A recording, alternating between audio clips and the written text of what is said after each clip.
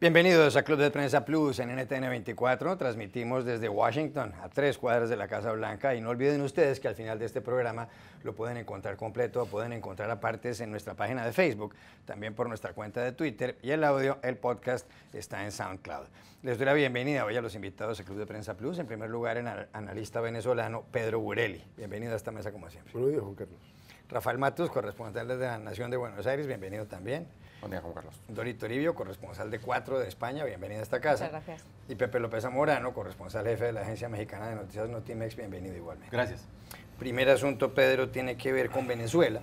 El pasado miércoles, el Tribunal de Justicia, Superior de Justicia, la Corte Suprema de Justicia venezolana, despojó de toda competencia a la Asamblea Nacional, al Parlamento, en donde hay una mayoría de la oposición. Todo ello por desacato. La razón que ha aducido el Tribunal Supremo de Justicia de Venezuela es el desacato en el sentido de que ese tribunal incorporó a 3 diputados que, según las autoridades judiciales en Venezuela, consiguieron el escaño de manera fraudulenta. Son ellos Julio Igarza, Nirma Guarulla y Rommel Guasamana, todos del estado Amazonas del sur del país. Al despojar de competencias a la Asamblea Nacional, el Tribunal Supremo de Venezuela, en cierto modo, ha dejado con plenos poderes al presidente Nicolás Maduro.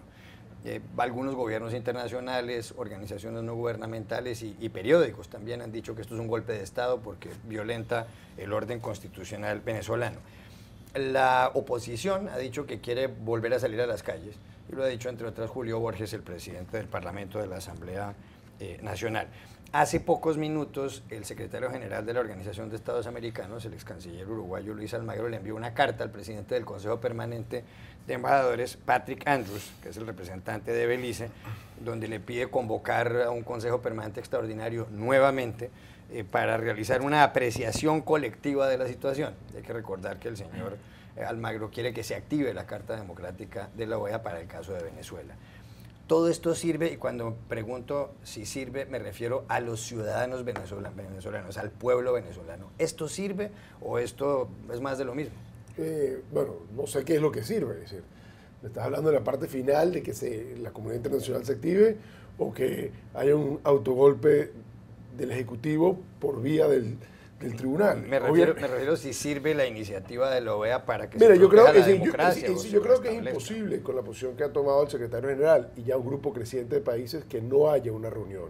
Hace unos días estuvo la canciller de Venezuela en la OEA defendiéndose, utilizando insultos para defenderse, no utilizó ningún argumento para defenderse, no refutó ninguno de los puntos que el secretario general había puesto, esbozado en un absolutamente dramático informe de 75 páginas, sino que se dedicó a insultar. Al día siguiente, el viceministro para Norteamérica, en su posición como embajador alterno de Venezuela, hizo exactamente lo mismo. De hecho, pasó otro paso y empezó a atacar individualmente a cada uno de los países que se ha ido sumando en este mecanismo de presión contra Venezuela. Entonces yo creo que sí, es muy importante ver a la comunidad internacional reaccionar, por fin. Creo que esto es importante para los venezolanos saber que no están solos. Creo que es importante para elementos dentro del chavismo que no son de radicales entender de que lo que está ocurriendo. Es importante para las Fuerzas Armadas saber que el país se está quedando aislado de apoyos, que la posición del gobierno no la está siguiendo nadie y que inclusive los apoyos que tiene son o muy débiles o muy pequeños, en el sentido de que no son países realmente importantes. En un sistema donde cada país tiene un voto, obviamente cada voto importa, pero cuando el 94 o 95% de la economía de la región, de la población de la región, está en los países que están oponiéndose a Venezuela, hay que sopesar eso un poco mejor. Yo sí creo que la presión internacional es importante, no es suficiente, obviamente la presión interna tiene que ocurrir, pero yo creo que la combinación entre la presión interna y la presión externa es lo que ocurre dentro del chavismo y dentro de las Fuerzas Armadas al darse cuenta que se acabó la paciencia con Venezuela. Por lo tanto, sí creo que son pasos importantes. Y esto es algo que ya se venía anunciando. Yo creo que hemos hablado mucho de esto y el secretario general Almagro el año pasado advirtió que esto venía. Estábamos viendo un comportamiento del régimen de Maduro a partir del momento que perdieron las elecciones del 6 de diciembre. Ellos no estaban ni preparados para perder, mucho menos para perder una mayoría calificada que le da una mayoría, un poder pleno a la oposición, el concepto de cogobernar, de que haya una cohabitación, como ocurre en algunos países europeos, o ha ocurrido también en América Latina, donde el Congreso está en manos de un partido y el Ejecutivo en otro, eso no es factible dentro de la visión de gobernabilidad, de gobierno, de poder que tiene el chavismo. Por lo tanto, desde el primer día que se dio el resultado del 6 de diciembre, por ejemplo, ha sido mi posición siempre. Creo que en este mismo programa yo decía, es muy importante que la oposición haya ganado porque demuestra que son la mayoría, pero esto no tiene viabilidad.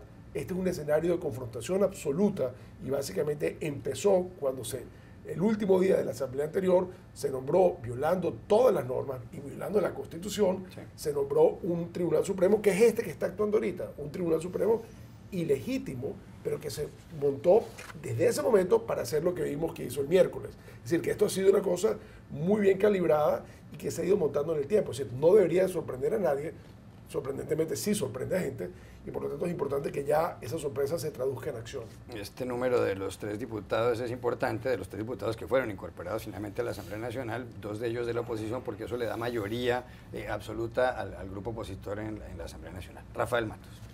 Hay que ver qué hace la OEA ahora, ¿no? Porque lo que hizo Maduro y lo que hizo el Tribunal Supremo de Justicia fue un abierto desafío a la OEA, al Magro, y hay que ver cómo se traduce esta presión internacional, porque lo cierto es que la región está dividida, y eso quedó muy claro en las reacciones que hubo ayer mismo, ¿no? Donde Perú, por ejemplo, convoca a su embajador, Brasil repudia, Estados Unidos, quizá el país que con más dureza reaccionó, condenó la movida del Tribunal Supremo, dijo que había habido un grave retroceso de la democracia en Venezuela, pero muchos países de América Latina expresaron variantes de preocupación, ¿no? Gran preocupación, alta preocupación, honda preocupación, en un lenguaje diplomático que hace mucho eco en la OEA, que hasta ahora solamente ha optado por convocar al diálogo.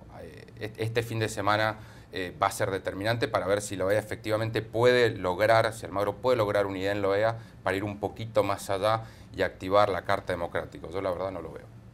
¿Coincide con Rafael Matos, Dorita Olivia? Tampoco lo veo, y además a mí me preocupa que sea tarde, porque ¿cuánto tiempo llevamos diciendo aquí en este programa? Se acabó la paciencia de la comunidad internacional, como mínimo un año, yo creo, ¿no? Llevamos diciendo mucho tiempo que se acaba la paciencia y nunca pasa nada.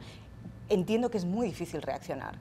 Yo también soy de las personas que dice que no sé qué baza tiene que jugar la OEA, o qué baza tienen que jugar los expresidentes que están mediando, o qué baza tendría que haber jugado el Vaticano. Los expresidentes se tienen que ir. Rodríguez Zapatero, Rodríguez Zapatero, eso se tienen que ir. Es decir, lo que está ocurriendo, esto que está viendo es el resultado de su acción.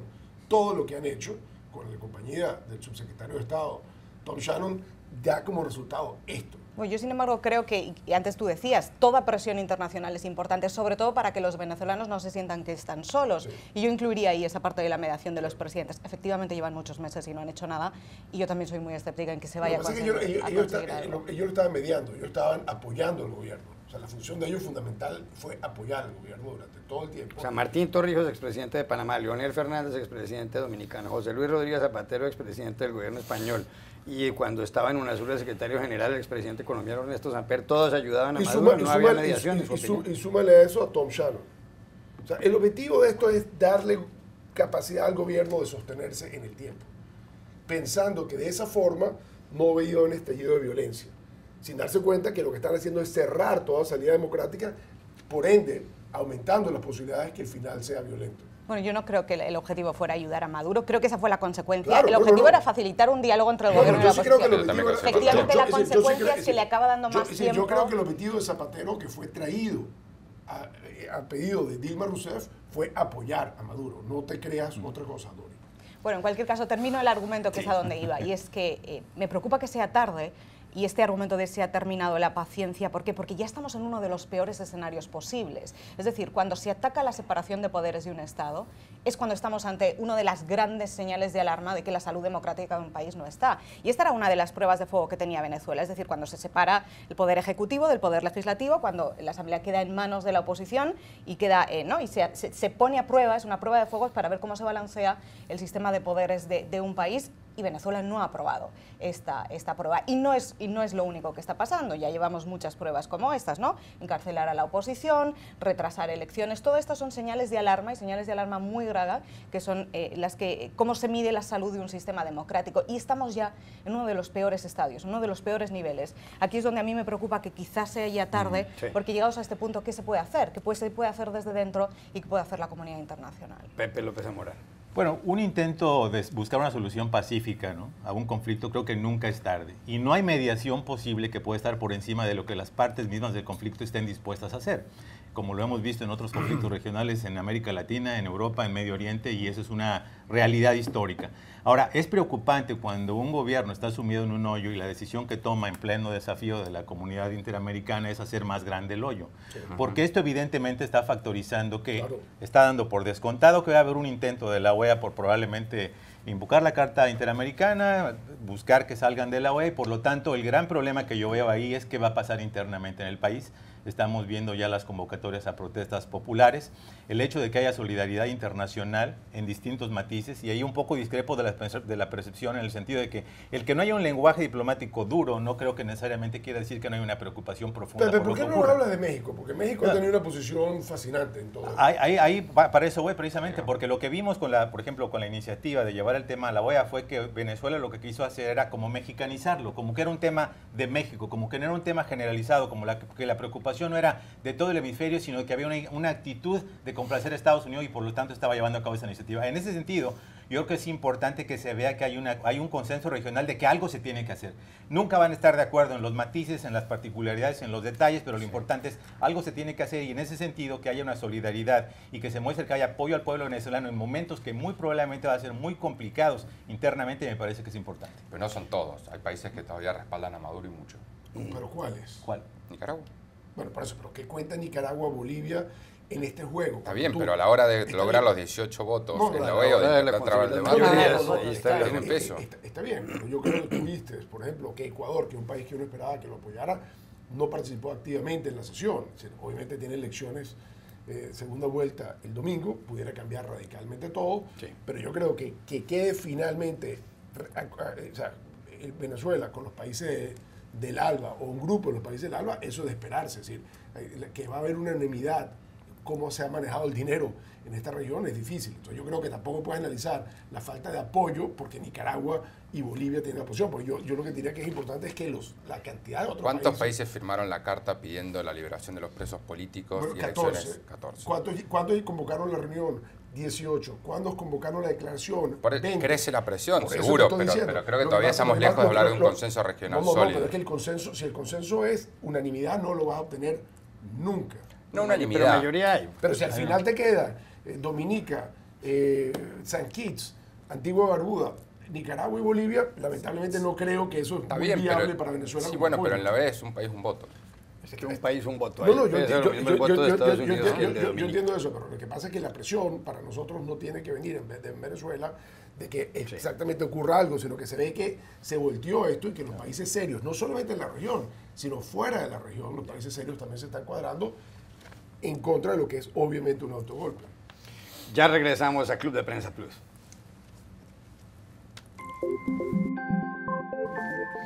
Volvemos a Club de Prensa en NTN 24 desde Washington. Hay noticias, Pepe López Zamorano, de Michael Flynn. Michael Flynn fue el asesor de seguridad nacional del presidente Donald Trump entre el 20 de enero, día en que se posicionó, en que tomó posesión Trump de la presidencia, y el 13 de febrero, es decir, duró muy pocos días. Yo creo que si uno hace el cálculo, algo más de 20 días únicamente. El señor Flynn era teniente general, o es teniente general estadounidense, pero debió renunciar cuando se supo que no le había contado toda la verdad al vicepresidente estadounidense Mike Pence acerca de sus nexos con Rusia. Además se ha demostrado que el señor Flynn recibió un dinero de algunas compañías rusas y de agentes rusos, algo así como $65,000. El señor Flynn además está involucrado en esta denuncia, en esta serie de denuncias que hay, según las cuales, y lo está investigando formalmente el FBI, según dijo James Comey, su director, según las cuales Rusia intervino en la campaña electoral estadounidense que terminó el 8 de noviembre con el triunfo de Donald Trump sobre Hillary Clinton. Intervino porque hackeó los emails, las cuentas de correo electrónico de algunas personas del entorno de Hillary Clinton, como el señor Podesta, que era el jefe de campaña de la exsecretaria de Estado. El señor Flynn ha dicho que él está dispuesto a testificar y lo mencionó a través de un comunicado de Robert Kellner, su abogado, que está dispuesto a testificar, a hablar de este asunto en el Congreso, siempre y cuando le den inmunidad de carácter penal. ¿Por qué estará buscando el señor Flynn esta inmunidad en primer lugar? Y en segundo lugar, ¿qué será lo que quiere contar? ¿Qué sospecha usted que quiere contar? Bueno, hay un dicho que dice, piensa bien lo que pides porque se te puede cumplir. En septiembre del año pasado, en el corazón del escándalo de los correos electrónicos de Hillary Clinton, cuando algunos de sus colaboradores dijeron, voy a buscar inmunidad para poder hablar a plenitud sobre lo que ocurrió en el tema, en el escándalo, Michael Flynn le dijo a la televisión, si están pidiendo inmunidad es porque probablemente cometieron un crimen. Ese es el contexto, ¿no? Cuando tienes a un personaje como Flynn, ¿no?, que realmente escenifica todo lo que había sido este escándalo por sus contactos con Rusia, por la manera en que se condujo la campaña de una manera sumamente opaca, ¿no? Y cuando es la primera víctima de estas investigaciones, de estos escarceos del Congreso sobre la posibilidad de que haya habido una colusión entre miembros de la campaña de Trump y el gobierno de Rusia para un tema que es absolutamente sensitivo, que es la posibilidad de influir en el desenlace de las elecciones, y ahora estamos ya oyendo la posibilidad de que haya Rusia diseminado información falsa, por ejemplo, en los estados claves de Michigan, Pensilvania, Ohio, por ejemplo. Esto habla del grave problema que tiene sobre sí la administración Trump. El gran problema para Flynn es que no necesariamente le van a dar la inmunidad. La investigación del FBI está en marcha desde julio pasado. Si creyeran que Flynn era un personaje que mereciera inmunidad, probablemente ya se la hubieran ofrecido. Este Twitter extemporáneo del presidente Trump diciendo, bueno, qué bueno que pida la inmunidad Flynn, yo creo que es más que nada una dosis de sarcasmo a toda esta circunstancia, pero la realidad es que, me da la impresión, ni los investigadores del Comité de Inteligencia del Senado ni de la Cámara estarían dispuestos a hacerlo, porque típicamente este tipo de inmunidad se da por acuerdo, cuando el testimonio de esta persona es absolutamente imprescindible para llegar a la verdad, y sin ese testimonio no se puede encontrar. En este caso, dársela por anticipado a Flynn supondría simplemente exonerarlo, así que yo creo que está lejos de que esto ocurra, y sin embargo creo que sí va a ser un personaje central en las averiguaciones. Solo añado una cosa muy breve, y es que hay un escenario más en el que al FBI le puede interesar darle la inmunidad a Michael Flynn, que es con el que yo me quedo, y es el escenario al que creo que tenemos que estar atentos. Y es decir, el FBI también concede inmunidad cuando cree que la persona en cuestión tiene algo a cambio que ofrecerle. Y generalmente lo que consideran que tienen a cambio que ofrecer es testificar sobre una persona de un nivel más alto. Es así como funciona generalmente la inmunidad en Washington. Es decir, si el FBI considera que Michael Flynn, no Michael Flynn por lo que él hizo, sino porque puede aportar información sobre las personas que tienen por arriba, en este caso en el ala oeste de la Casa Blanca, en ese caso tanto el Congreso como el Senado como el FBI sí que pueden llegar a conceder una inmunidad, y esto es lo que nos puede dar una pista de lo que vaya a pasar. Pero Dori, hacer esto públicamente, no en una negociación privada, demuestra nuevamente un poco de falta de juicio de una persona que ya venía alicaída. ¿A qué te refieres públicamente? Es decir, que yo creo que él solicitarlo, él dejar que se filtre, esto él lo debe haber hecho muy callado. Bueno, digo que se ha filtrado sin querer, ¿no? Claro, el Wall Street Journal yo no creo. Publicó la noticia y ahí fue cuando su abogado salió y dijo, claro, pero vos crees que lo filtraron. Yo creo que lo filtraron. Recuerda ¿Para una qué? cosa. Flynn está muy asustado. Flynn sabe que fue víctima de una operación bastante importante del sistema en contra de alguien que consideran una manzana mala del sistema. A Flynn lo sacaron como jefe de la División de Inteligencia del Departamento de Defensa, de la DIA, por una serie de cosas, no todas las cuales creo que son públicas. Yo creo que se llegó inclusive a explicar con grado de detalle que normalmente no se explicaría cómo fue que interceptaron las llamadas por teléfono de él con el embajador ruso. Porque estaban siguiendo. Pero será que exactamente, pero con una gran comodidad dejaron saber que hacemos eso, lo estamos siguiendo, y no sé cuánto. Yo creo que hubo un mecanismo casi quirúrgico de sacar a Flynn rápidamente de este puesto. Y yo creo que la carrera de Flynn se murió. Y yo sí estoy de acuerdo con Entonces, Dori. ¿por qué crees que lo filtró? Porque yo creo que fue un error de él tratar de decir, porque primero se siente que Trump lo dejó morir. ¿Okay? Porque él lo que creo que va a decir es que todo lo que él hizo, lo hizo con la aprobación de Trump. ¿Será que Flynn sabe? Eso me da la impresión de que está... Porque él se siente... Pero los comités habían girado citatorios no judiciales para que participaran Kushner, para que participaran Paul Manafort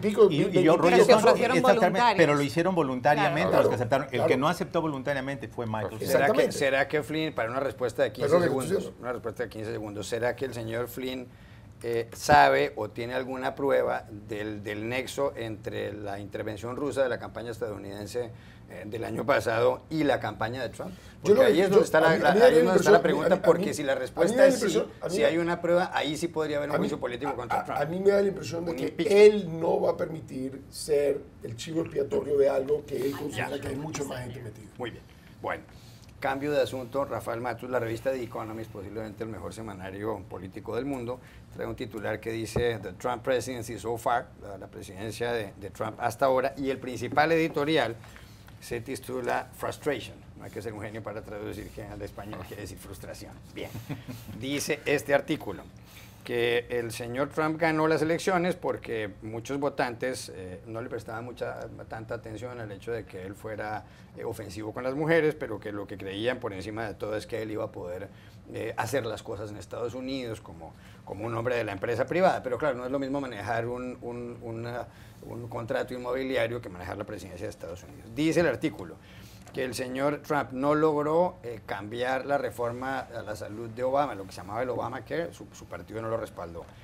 Por otro lado, le tiene bloqueado el juez Derrick Watson y otro juez anterior la prohibición para que entren a Estados Unidos por un tiempo determinado personas que proceden de 6 países con su mayoría de población musulmana, como Jordania o Sudán o Yemen. Por otro lado, tiene las acusaciones de que miembros de su campaña se aliaron con agentes rusos para dificultar la campaña de Hillary Clinton.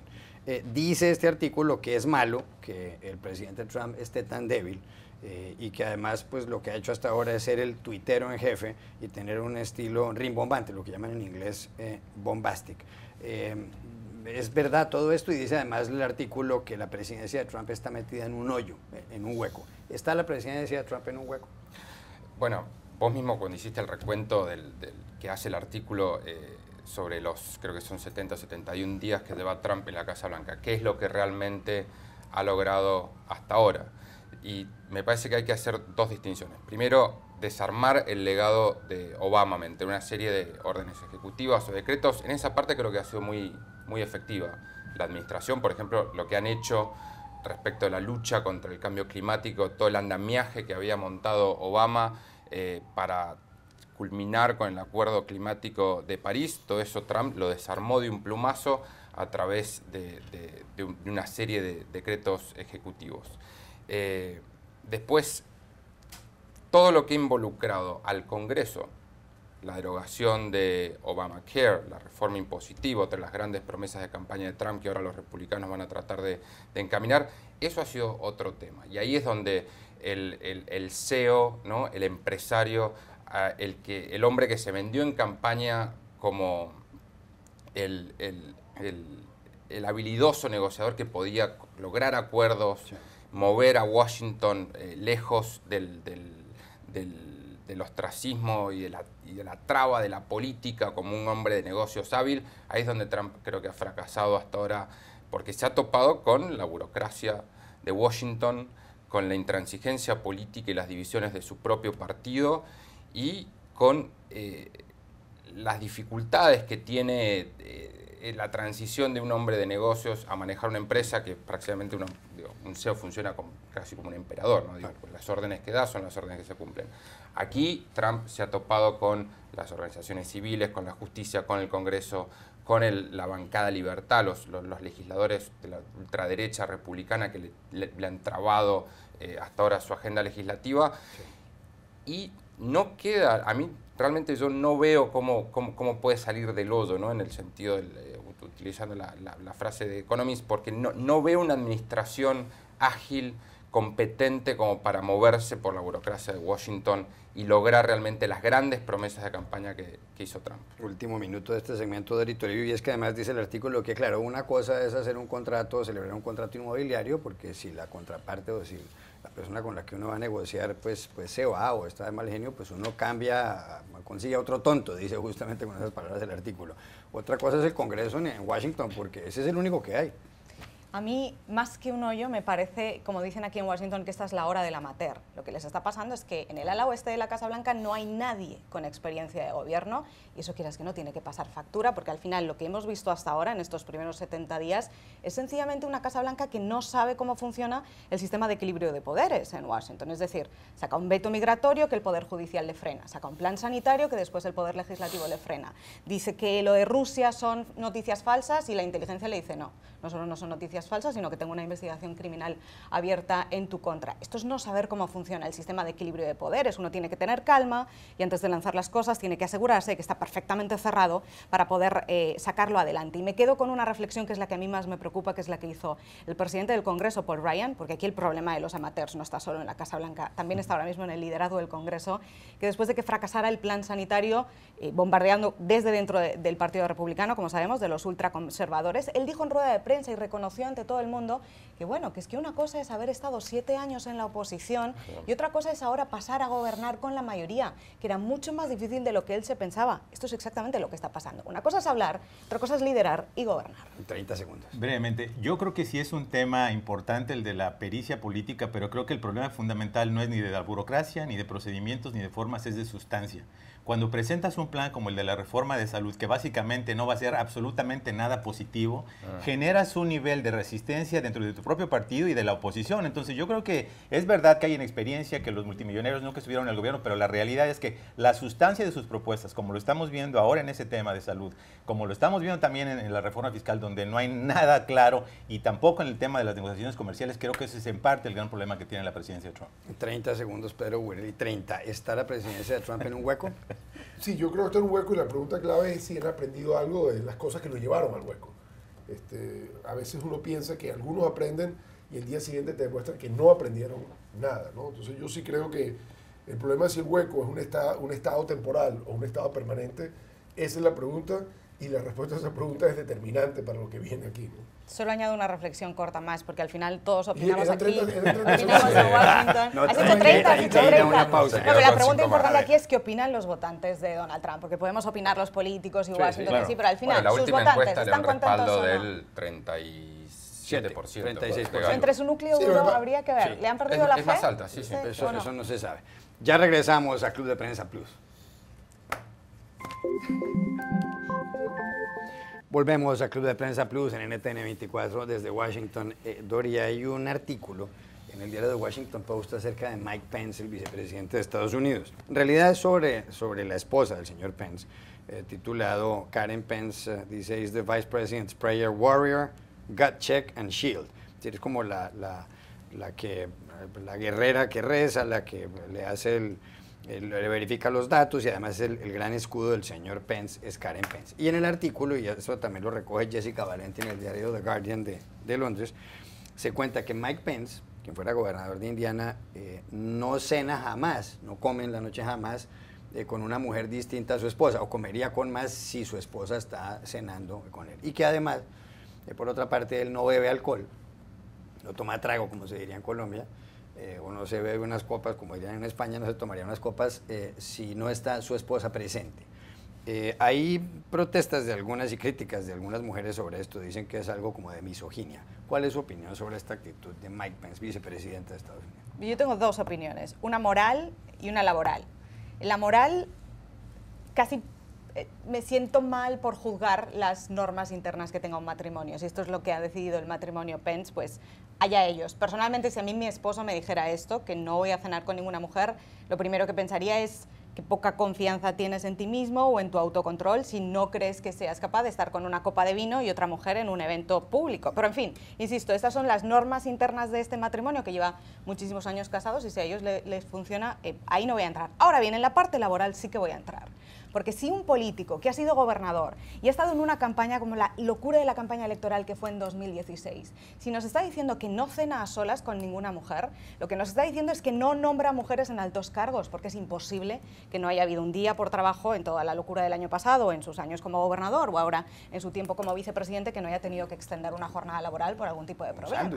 O sea, eso significa que ni su jefa, no se habrá planteado jamás nombrar a una jefa de gabinete mujer o a una directora de campaña mujer, porque efectivamente tienes que estar 11, 12, 1 de la mañana sentado con esa persona solucionando los problemas laborales que tengan. Eso es lo que a mí me preocupa, porque si estamos en un entorno en el que las mujeres no acceden a los puestos de poder, tenemos ahora a un vicepresidente de Estados Unidos que está diciendo que no cena con mujeres, y para mí esto implica que tampoco las contratan. No, con mujeres solas, puede haber 2 mujeres, puede haber mujeres con hombres. ¿Sí? Bueno, yo creo que entonces él se piensa si contrataron a una mujer en un cargo de confianza, porque no va a poder quedarse a solas con ella. Tiene que contratar a 2 mujeres para un cargo de confianza. A una mujer y a un hombre. Yo coincido con Dori, creo que es machismo a secas. Y creo que para probarlo existe una foto muy buena de la época de hace un par de semanas, cuando se estaba debatiendo la reforma de salud de Trump en el Congreso, de una reunión de Mike Pence en la Casa Blanca, en la cual se discutían qué iban a hacer con algunos de los beneficios médicos que ofrecía Obamacare, entre ellos cuidados para mujeres embarazadas, para recién nacidos. Y en la sala, en la foto, se veían todos hombres. No había una sola mujer cuando se discutía qué se iba a hacer con servicios para las mujeres. Eso me parece que habla. Ahora, para los conservadores este no es un tema laboral, es un tema carnal, básicamente. Sí. De hecho, no es ni siquiera idea de Mike Pence. Esa es la famosa regla de Billy Graham, el evangelista, que decía que no viajaba, no cenaba, no platicaba con mujeres solas, precisamente ¿por qué? Porque la carne es débil. Y es un mantra que, aunque es poco conocido, es muy popular entre muchos ministerios evangelistas en los Estados Unidos. No es gratuito que Mike Pence haya sido el darling, el querido de los conservadores. Y de hecho, el que sea vicepresidente se los debe a ellos, porque si acordarán, quienes estaban contenidos para esta lista primera de vicepresidentes eran Giuliani, Gingrich y Christie. Y sin embargo, fue Mike Pence precisamente por la búsqueda de ese voto conservador, que al final, de alguna manera, lo llevó a la presidencia. De acuerdo. Otro asunto, Pedro Burelli, el Foro Económico Mundial de Davos publica un artículo titulado "Así es como los millonarios y los poderosos definen el éxito". Por ejemplo, Richard Branson, el dueño de Virgin, multimillonario inglés, dice que la felicidad, el éxito, se mide por qué tan feliz es una persona. Warren Buffett, el segundo hombre más rico del mundo, tiene 77.400 millones de dólares según Forbes. Dice que él mide el éxito, yo mido el éxito por la cantidad de gente que me ama, la cantidad de gente que me quiere. Bill Gates, el hombre más adinerado del mundo, dice que el éxito consiste en el impacto que uno causa en la sociedad. Barack Obama, expresidente de Estados Unidos, señala que el éxito puede medirse por el cambio que uno logra en la vida de las personas. ¿Está de acuerdo con esa definición, con esas definiciones de éxito de Warren Buffett? Yo creo Obama? Que estas son obsesiones de hacer listas y de rankear a gente y tratar de crear algo. Cuando uno, tal vez, mi primera experiencia con el mundo comunista fue en el 77, ir a la Unión Soviética. Y una de las cosas patentes que te das cuenta ahí es lo equivocado que estaba un sistema que pretende que todos somos iguales y vamos a ser tratados iguales, y un buen médico gana lo mismo que un mal constructor.